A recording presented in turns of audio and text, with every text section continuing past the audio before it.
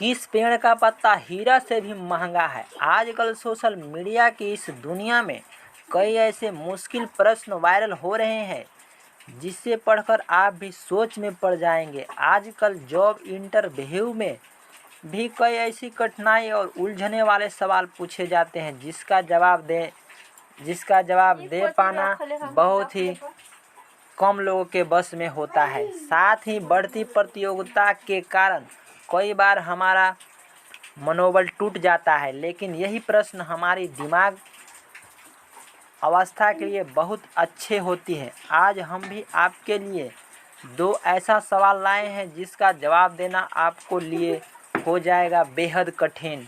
पहला प्रश्न है, किस देश में चिंगम खाने पर बैन है?